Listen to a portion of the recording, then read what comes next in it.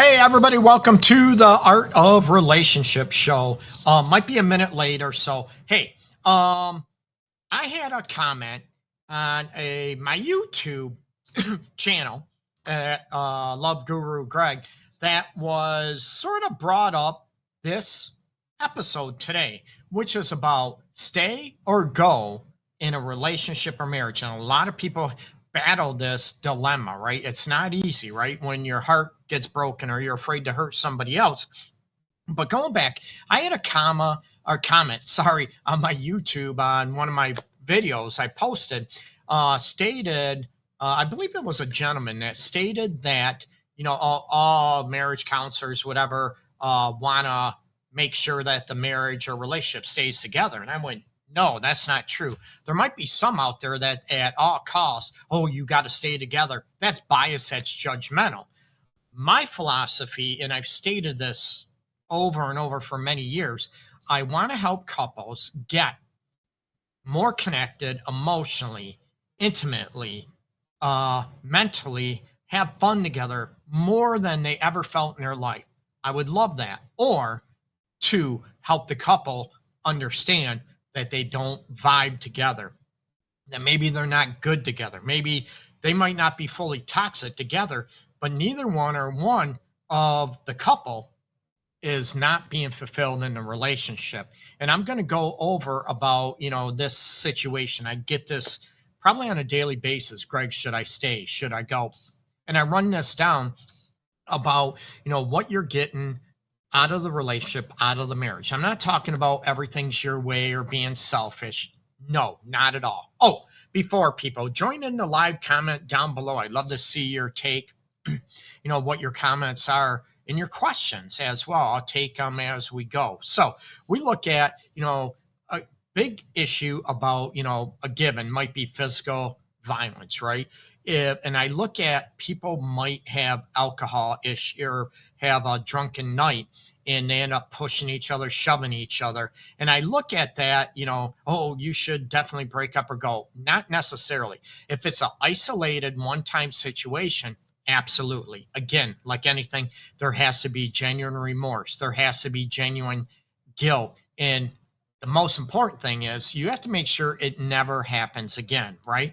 Now, if they are repeated physical altercations, and everybody assumes it's men out there, but there's women that are the perpetrators that will hit, kick, bite their partner as well. So if it's a repeated offense, my situation is you need to go, okay? You need to be able to go and not stay in that relationship for your own health, physical health, mental well-being, emotional well-being. You get me? Your sense of self, your self-respect and self-love. So let me get that out there, okay? If there is constant threats, well, I'm going to divorce you, I'm going to break up, that there are a lot of coercion in that relationship or marriage situation, I want you to be able to look at, what is going on. And I want you to look at, hey, why am I tolerating this? And why am I dealing with this situation at all? Why am I putting up with this? And I shouldn't. Plain and simple, right? So, oops, sorry, trying to adjust everything. So I want you to be able to look at the situation and what is going on to be able to handle, not being threatened anymore. Hey, you keep threatening about leaving me, ending the relationship, and it's a repeated thing. So I'm going to tell you, I'm done. This is not healthy for me. And I'm going to go after and be in a healthy, happier situation than what I am. So that would be a situation where I tell people to be able to leave, to be able to go after it, and to be able to look at, I'm not going to stay in a situation where I feel like I'm constantly being guilt tripped, that I'm constantly being able to be manipulated or threatened that the relationship is going to end or I'm going to divorce. So I'm going to empower myself and say, I'm going to be done. I'm not going to go in this situation any longer. Okay. So one thing that a lot of people look at, and you've heard me mention this before, as far as, three main things that people look for in a relationship or that make a healthy, happy relationship, okay, is love, lust, which is, you've heard me mention lust as chemistry, and also compatibility, right? So when you look at the situation, you might love somebody, but it might be just a friendship, and you don't want to hurt that individual's feelings, okay? I get that. I understand that. It's so not easy. So I want you to be able to look at, is it just like a friendship situation and you're not being fulfilled intimately, sexually, okay? You feel like you're living with a cousin or a brother or a sister, that type of situation, and you're not being fulfilled on a romantic or that lust, that chemistry, that physical chemistry is not there. Then that might be a situation where you say, you know what, I don't want to hurt you, but I'm not happy. We are, again, we're not right or wrong. It's just different and we want different things. A lot of people want to win. A lot of people want to look at a situation where they want to, it's a win or lose, and I'm going to be the one up power person, and I'm going to make sure you're down. And you find this in a lot of relationships and a lot of marriages where one of the person wants to always maintain that power. They won't own what they do in the relationship. They'll twist and turn and flip it. It's always on that other person. Okay. That's not a healthy situation either. And I recommend if that person doesn't own what they're doing and stop it, that's part of, you know what, compatibility. And that's not about feeling loved. That's feeling ridiculed and being bashed. I tell people now it's a situation you might want to look at leaving the relationship and going to a healthier situation. Again, it's not easy. A lot of people assume, oh, we go to marriage counseling, and I'm honest, I'm upfront about this. Okay. Oh, one person, oh, we're going to heal, everything's fine. But the other one has a different agenda and they want to end the relationship or marriage. And it's very, very difficult. And the one that wants to save the relationship, they'll bash me, the therapist, counselor, they'll bash their other person and rip them apart because, oh, therapy didn't work. Well, how does it work when one person is definitive about leaving the relationship? That's where I help that individual understand, do you want somebody that loves you, that cherishes you, that desires you in the way that you want? Again, not everything's perfect, but to look at these core elements in a relationship and what you're getting or what you're not getting out of that relationship. Okay. So that's where I want people to be able to look at, what is going on and what is happening to be able to make a healthy decision that, you know what, I might be in a situation where it's better, it's healthier for me to, leave the relationship or marriage because I don't want to make that other person not feel loved, not feel desired, not feel, appreciated, or that we, don't just jive together. Another aspect is looking at how much fun do you have in a relationship? Do you laugh a lot? And we know life happens, people lose children, people lose loved ones. It's not always easy, but do you honestly, openly enjoy each other? This is part of the compatibilities. One person might like to go out and have one or two drinks, and the other one doesn't want to drink at all. The other one, their idea is maybe Netflix and chill all the time, but they don't like other activities. That's where that compatibility comes in, or it comes into a lot of people, even, in maybe newer relationships, or you've been together thinking it would change, where maybe you share the same religious beliefs and then one changes, where one is more devout, or one, you're both very religious. Now one changes, I'm not religious any longer. And then you look at, is that a huge contradictory aspect into your relationship? And is that reason that you should go, or do you stay in that relationship living like two separate lives, and what is crucial to you? It's not healthy. I'm all about trying to, help people come together, trying to heal relationships and marriages. But I'm honest, that doesn't always mean that it's possible or it's in the well being of each party or person. Okay. Again, remember, you can join in the chat down below, people. I'd love to hear your questions, your comments. And I'm trying a new actually a new platform today. So I want to make sure that it's working and everything's jiving okay. Okay. And the chat is working. So join in and let me know that you hear me. Everything's cool. And, we'll continue. So we look at another thing about is sexual differences. One, and you've heard me mention this on numerous situations where one wants to be intimate, once every 6, 7 months, and the other one wants it 4, 5, 6 times a day. And it's not a gender thing. Don't, oh, men are like this. Women. No, they're not. There are so many similarities, so many differences in each gender. So I want you to be able to understand that. Okay. So I want you to be able to understand those elements, excuse me, and to be, open and honest. And you have a lot of people that will try to take your side one way or another, that will say, oh, sex isn't supposed to be the most important thing in a relationship. You need to be okay not being intimate. And I'm like, no, you don't. Number one, who told you that? They're lying to you. You get me? If it's religion, if it's culture, if it's your mom, your grandmother, your grandfather, uncle, friends, whatever, because they might have a lower sex drive than you. And they're trying to tell you, oh, you need to be okay in a sexless or a relationship where that intimacy is not there. And they're trying to tell you it's more, you need to be okay with that. And I tell people, again, I'm blunt, I'm honest. What is the difference between a friendship and a romantic interest, right? It is the intimacy. It's the physical intimacy, the holding hands, the touches, the you know, the sex, that aspect. Maybe one person is okay with oral and the other one hates oral, but the other one craves it and loves it. RXBB, man, I appreciate it. Oh, you can hear me. Cool. What is your opinion on no sex until marriage? My philosophy is, and I'm blunt on this, ever since I taught college classes, graduate classes, human sexuality on this, I respect everybody's beliefs. But my opinion on no sex until marriage, I think you're setting yourself up for trouble. Okay. Let me explain. What happens when you're married and you're not sexual compatible? You're not intimately sexually compatible.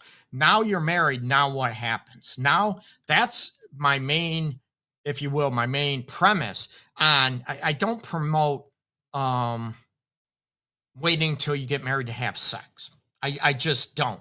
I'm very sex positive. I'm not about shaming anybody about their sexual appetite or, orientation or anything at that, for men, for women, whatever. So that's my premise is huge, because everybody, you stay in a marriage or you get married and all of a sudden you're waiting to see, you can talk about, intimacy, sex, you can talk about all that aspect, but there's a difference between talking about it and then actually living it. So that's what I'm huge about, because that's going to create a huge issue. If you're not sexually compatible, what's going to happen? One is going to stay in the marriage, or both of them are going to stay in the marriage. Oh, think we're okay. The other one is okay with us not being compatible, and then they go out and cheat, or they have they go out and cheat because they missed that. They want that healthy, active, connected sex life, and then the other one's mad about it, and they want you to sacrifice you giving up a fulfilling sex life, because that's not important to them. They want you to have it not important to them too. That's selfish. Okay. And that's when I said about reasons about staying in a relationship or going. I don't want anyone to be held hostage. And that's where that coercion comes in. Oh, you married me and we took vows together. And I respect vows about death do us part, forever and ever, sickness and health. But I also asked, did you also take a vow to be miserable, to not like each other, and not live a happy, fulfilling life? We're not talking perfect, not at all. So RX BB, I hope that answered your question. It might not be what you wanted to hear, but I'm open and, I'm honest. I look at, what I've dealt with couples the last, 21 plus years working with couples, infidelity, trust issues, being a sex specialist as well, and I run into these issues and these, a lot of people say pragmatic that, oh, I can live with this, I can be okay with this, and they end up lying to themselves. So that is a huge issue. That's why I never ever promote um waiting until you get married for sex. Okay. Be safe, be practice, all that aspect. But that's a huge compatibility aspect to a relationship. And you have people in here that tell you, oh, it shouldn't matter, it shouldn't be important. You know what? Then that's okay. It's not a right or wrong. If it's not important to you, you need to be with somebody that intimacy, physical intimacy, sex is not that important to them as well, or you're going to blow up, you're going to collide, and eventually it's not going to work out, and you're going to end eventually, or you're going to be living together and one is going to be miserable in that relationship. And you wonder when resentment build, why are you mad, why are you unhappy, why are you angry all the time? Well, this is why. Oh, but you still have to stay with me. No, that's selfish, that's unhealthy, and that is not promoting self-love and self-respect. Okay. Another aspect about deciding, do you look at, everybody looks at, oh, if we have an argument, that's the end of the relationship. No, it isn't. Sometimes arguing can breathe fire, oxygen to the relationship. Now, don't take me out of context, okay, people? That does not mean, Greg, or, I condone arguing, fighting. No, I don't. Sometimes that happens. Any relationship, any friendship, sibling relationships, you might argue, you might fight. It's how you heal those, and how you reconcile, how you own your role in that, and how you show remorse and care for that person after that. And you try to make sure that doesn't happen again. Okay. Now, what I mean about your decision to stay or go, and the go would be, I would advocate for you to go if there's constant fighting, constant arguing, and it is like a everyday situation, and there's no resolve. It's a rinse and repeat. It's a situation, maybe one wants to be heard and talked about and connected with, and the other one just wants to be right all the time, and the other one goes to talk and wants to be heard. Hey, I feel heard, and the other one doesn't want to listen, causes an argument. Or another thing, part of argument, I call it passive arguing, is they shut down. They don't want to talk. They don't want to resolve the issue. They just want to shut down and pretend like it never happened. And then the next day, a couple hours later, like everything's fine, everything's great. And the other person's stuff, you don't care what I feel like. You don't even try to connect with what I feel like. An example would be, oh, Greg, I get you. I get how you might feel this way. Or I might say, hey, I get how you feel. I don't want you to feel this way anymore. And you make amends and try to make sure that doesn't happen any further, right? But sometimes that doesn't happen because of insecurities, because of maybe plain arrogance, right? And if it's a constant rinse and repeat, you have to look at, is this relationship salvageable? And would I be better off leaving the relationship? Okay. So I said this before, no enjoyment. You're not getting any satisfaction. It's maybe a rinse and repeat. It's a blah, blah, blah. You're not getting fulfilled on a mental level. Maybe the level of conversation is just blah. It's, just simple. Yes, no, maybe. There's no depth to it. You're not laughing together. You're not joking around. You're not being playful with each other. Those are situations to really assess and to really do a great take on, should I stay or should I go in a relationship? Okay. And a big thing that comes up, that people stay in a relationship or a marriage, an unhealthy one. It might not be toxic, but it might be very unhealthy. Okay. No enjoyment. It's almost depressing being in that situation. But Greg, we have kids. I hear it all the time. And I'll ask, what makes you stay together? Not that I want you to separate or divorce or break up. No, not at all. That's not why I'm asking it. But I'm going to ask, why are you still together? And one of the first things I hear from a lot of people, well, we have kids. I hear it from everybody, right? Greg, but we have kids. And I ask them, do you want your kids when they get older, or maybe they are older now, do you want them to have the same type of relationship or marriage that you two have? And both of them, like, with a reflect, oh, hell no, Greg, not at all. Now, what can we do about that to maybe heal your relationship or marriage to get you where you'd be okay if they had the same type of marriage or relationship that you two have now, or better, not now or in the past, but better, when you're healthier, more connected, more loving, more fun, that you would like them to have that? Or, right, do you decide that your relationship or marriage is damaging the kids? Because staying in an unhealthy relationship or a marriage, I'm going to tell you, does more damage to those kids than if you divorced or broke up.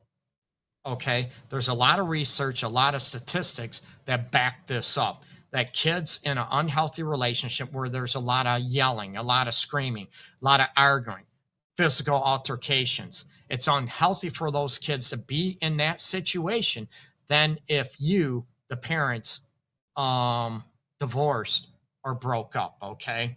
And another situation is where the parents, they might not argue at all, but another situation is where they don't talk.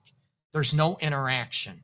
They don't really say hi, good morning. They don't give each other a hug, a kiss at all. It's like living as not even roommates might like each other. Roommates might interact with each other, but they don't do anything together. They don't engage. They don't even watch TV together. They're like separate lives. They're just going through the motions.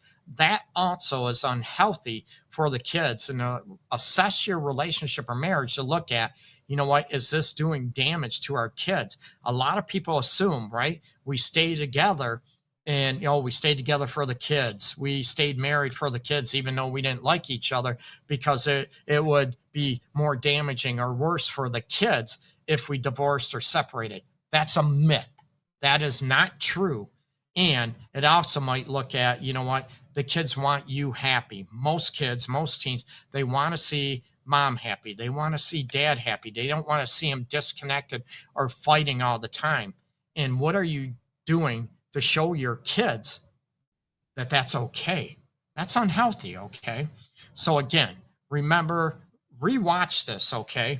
And I have sheets I give couples to, signs that maybe you want to reassess your relationship if you want to stay in it, or, you want to try to give it a go. Okay. So I gave some tips and all this. And a lot of people look at, like I said, which brought up this episode, or topic of the episode was a comment on my YouTube channel that, most therapists, Greg, you might be one that, no matter what, the relationship or marriage needs to stay together. No, not at all, because it's unhealthy.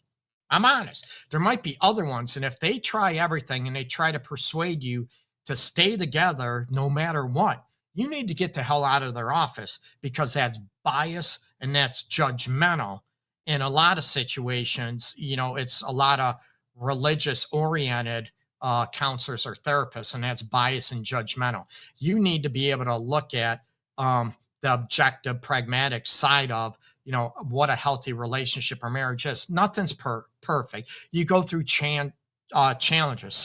You go through tribulations. Absolutely, people. But you also have to look at, are these long-term situations, or are they just, ebb and flow? Are they a passing thing? And you can work together as a team that, number one, to try to understand what each other's feeling, others thinking, and you're actually putting yourself in each other's shoes. And that is a huge point that I want people to be able to go after and to look at and to understand. Okay.